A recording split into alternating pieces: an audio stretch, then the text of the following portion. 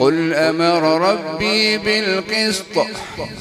وأقيموا وجوهكم عند كل مسجد وادعوه مخلصين له الدين كما بدأكم تعودون فريقا هدى وفريقا حق عليهم الضلالة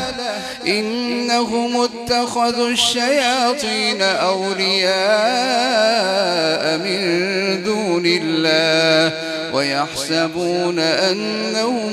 مهتدون يا بني آدم خذوا زينتكم عند كل مسجد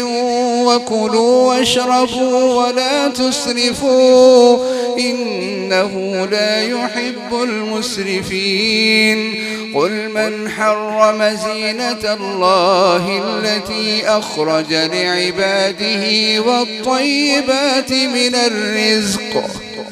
قل هي للذين آمنوا في الحياة الدنيا خالصة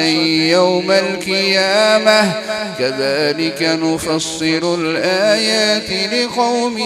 يعلمون